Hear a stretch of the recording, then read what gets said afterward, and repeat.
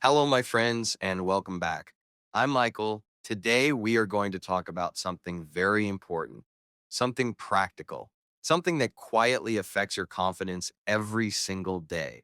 How to speak polite English without losing authority. Because many English learners feel stuck between two bad choices. Either they sound polite but weak, or they sound confident but rude. And neither one feels right. Maybe this has happened to you. You speak very directly, very clearly, and suddenly people look uncomfortable. They pull back, they become cold. Or the opposite. You speak politely.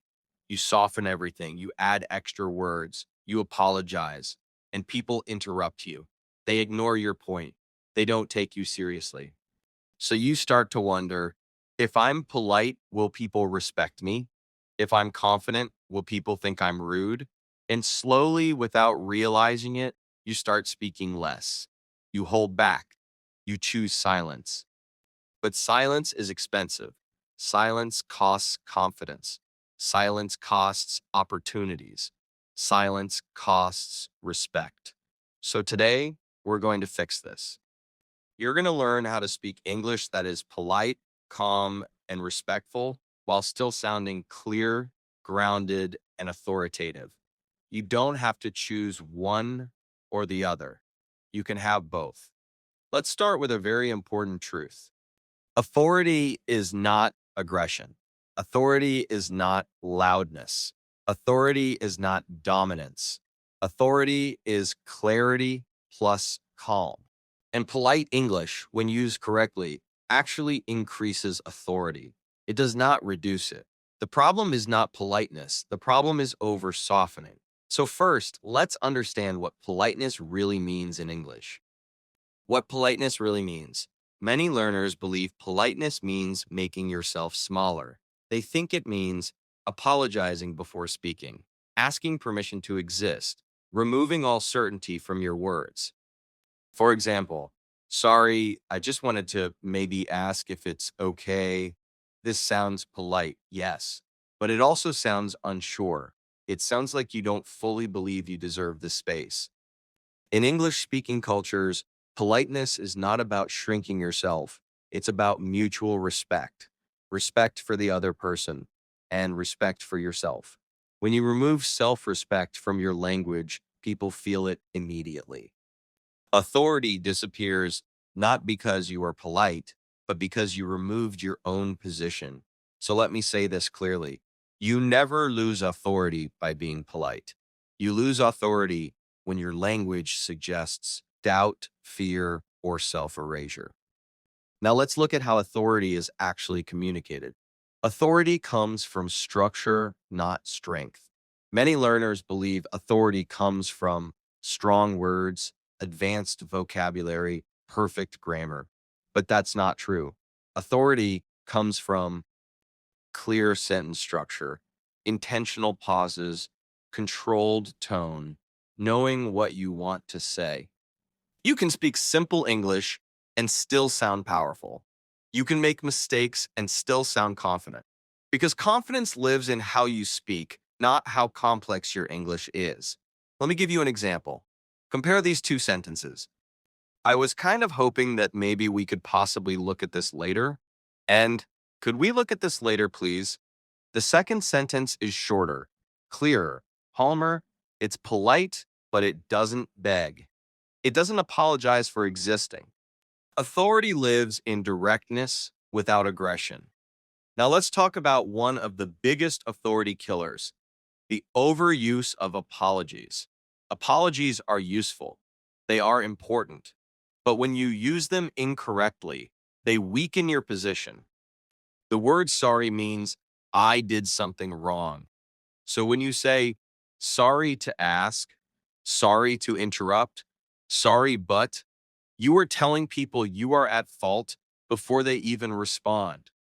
If you apologize for normal communication, you train people to treat you as less important. So here's a rule you can remember. Only apologize when you have actually caused a problem. Needing clarification is not a problem. Asking a question is not a problem. Expressing a need is not a problem. Instead of saying, Sorry, could you repeat that? Say, could you repeat that, please? Same politeness, more authority.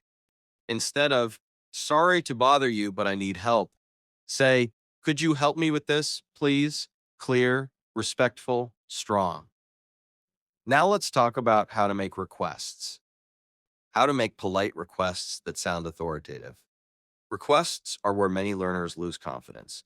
They either sound too direct, send me the document, or too soft. I was wondering if maybe you could send it when you have time. Authority lives in the middle. Here's the formula: polite verb, clear action, optional time or direction. For example, could you send the document today, please? This sentence does not apologize, does not attack, does not hesitate. It states a need calmly. Now, notice something important. The politeness comes from the verb, not the message. You can ask for something clearly while still sounding respectful. Let's compare. I need this now versus, could you send this now, please? The message is strong in both, but the second one keeps authority without friction. This is what professionals use. This is how leaders speak. Now let's talk about tone. Tone, the silent authority signal. You can say the perfect sentence and still sound weak if your tone is unstable. Tone is about speed, volume, pitch. Authority comes from slower speech. When you rush, you sound nervous. When you pause, you sound in control. Try this. Instead of speaking quickly and rising at the end, could you help me with this? Speak slightly slower and flatter.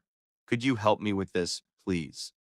That pause before please changes everything. A calm voice suggests certainty.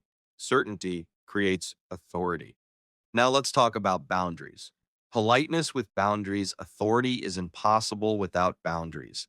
If you agree to everything, say yes to everyone, and never push back, people stop respecting your time. But many learners are afraid to say no. They think saying no is rude.